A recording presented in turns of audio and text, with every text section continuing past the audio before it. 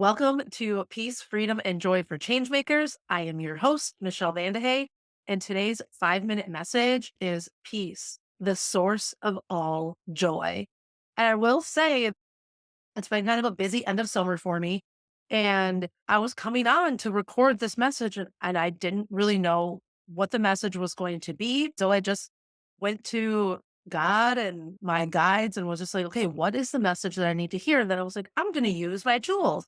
I have lots of different decks of cards. I started with my grace cards that are really nice. And so I was just like, what's the message that needs to be heard today? Well, I didn't have to go any further than my grace card deck because the word that came was peace. And I was just like, okay, this couldn't have worked any better because what are we here for? Peace, freedom, and joy. And then when I read the message on the back, it just felt so aligned for what we are doing in this group and what I help my clients do. And on the back, it says, when we balance silence with activity, we discover true peace of mind, the source of all joy and happiness. There's so much I can break down with just this one sentence, this one message. That's why I called this peace the source of all joy, because we've talked about in the past. Let me get this out because this actually came up in a different conversation earlier this week. So we haven't talked about this in a while. And obviously, if you're listening to the podcast, you can't see the chart that I'm holding up. But if you want to see what I'm talking about, you can either Google Emotional Guidance Scale by Abraham Hicks or join our Facebook group, Peace, Freedom, and Joy for Changemakers. And you can see what I'm sharing. But there's this emotional guidance scale. And on the very bottom is fear, grief, despair, and powerlessness. And at the very top is joy, appreciation, empowerment, freedom, and love.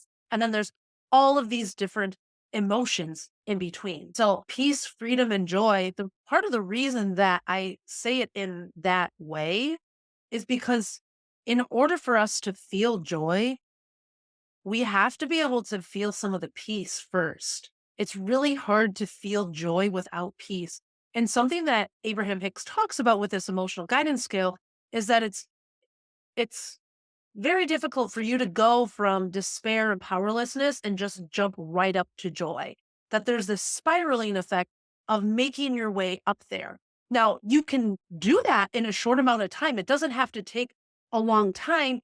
If you're used to practicing shifting your energy and then shifting your emotions, you can do that in a short amount of time. But if you don't have peace, if you don't have that peace of mind, it's really hard to feel that joy. And so that's why I I took from this card and said, peace is the source of all joy. Because if you're searching for joy in your life and you're saying, I want to have more fun, I want to experience more fun, more joy, more laughter, but you're not experiencing peace, you feel like there's unease in your life, you feel like things are very overwhelming right now, you're exhausted, that is deterring you from feeling that sense of joy. In order to get that feeling of joy and experience joy on a daily basis, we first have to have peace. And peace is really this peace of mind. And how do we get peace of mind? It's when we balance silence with activity. And oftentimes I use the word harmony, having those things in harmony, because sometimes balance means that one thing, like you have to take away one in order to balance out the other, to add to the other. And sometimes that can be true. I like to think of it more as harmony, that we need to harmonize our silence with our activity. And the reason why I don't often use the word balance is because sometimes we need to have more activity than silence. And there's other times where we need to have more silence than activity, and they don't often balance. But there is that harmony between them, that it's okay for them to flow back and forth. And that at certain times of day, certain times of the year, certain times of the month, certain times of the week, you may have more silence or more activity, and less silence and less activity. The important thing, and this is where we can come back to balance, is that it ends up balancing out where you're not consistently having more activity without balancing it out with times of more silence. And when I did the 7-day slowdown recently with folks, that's what we were talking about is that silence. We need to have times of silence. We need to have times of slowing down to harmonize with the times of activity so that we can feel that peace. And when we're feeling that peace, it offers us the opportunity to feel joy. If you're constantly working, if you're constantly focused on being a high achiever, if you're constantly focusing on the activity, making sure you're prioritizing your mission above all else, at some point, you're going to experience burnout, compassion fatigue, or vicarious trauma, depending on what you're doing.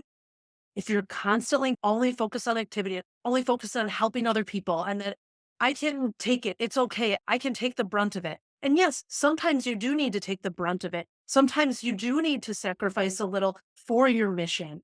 But when it becomes your identity of always sacrificing yourself in order to take care of your mission, then at some point you're sacrificing so much of yourself that you can't take care of your mission anymore. So harmonizing your silence, your stillness, your slowing down, your resetting, balancing that out and harmonizing that with the activity that needs to get done in order for you to be creating that big impact that you want to create. You can create big impact, but in order for it to be sustainable, we have to balance that out with silence. We have to balance it out with slowing down. And that's what I love about trauma sensitive yoga. It offers you the opportunity to do that. It's really the principle behind trauma sensitive yoga is that we're offering times that there's no rush to move forward. Even now when I'm recording this, and oftentimes I record this and I have a meeting to get to, or in this instance, I have trauma sensitive yoga that I have to facilitate at a certain time. And so I will keep checking in on the time.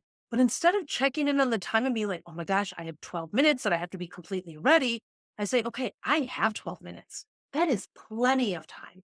There is no rush for me to get through this message that I don't have to feel rushed. That is a state of mind. That is a state of being at peace.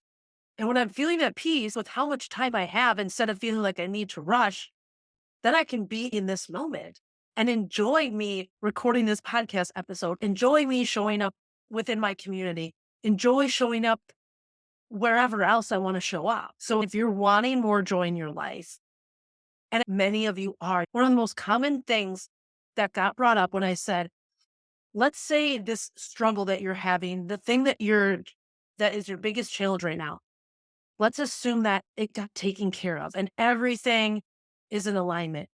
What would it feel like, or what do you want to feel like at the end?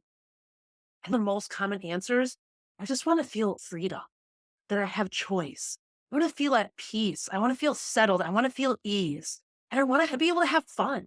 Those were the most common things. And so they're all related. When you're feeling at peace, it's easier for you to feel freedom.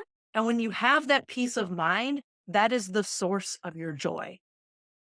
And it really makes me think about after my son died and when I was able to experience joy, and I used to have a picture behind me that said joy and grief, and I still have it in my office to remind me that they can coexist.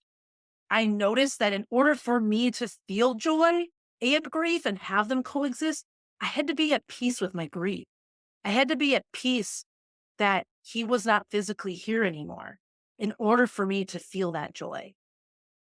And so, in order for you to feel that joy, it requires you for you to be at peace first. And in order for you to have that peace of mind, it requires a balance or a harmonizing of activity and of rest, or of activity and of silence. What resonated with you? What is your biggest takeaway? What was your biggest aha of this message? And are you raising your hand saying, yeah, I need some more peace because I want to feel that joy? You're welcome to join our Facebook group, Peace, Freedom, and Joy for Changemakers. It's in the show notes where you can look it up on Facebook, or send me a DM on any platform that we are connected, or send me an email and let me know how this resonated with you. If I want this, but I don't even know where to start, send me a message and let's start that conversation. And I always want you to remember that, yes, your mission is important and you are worth it.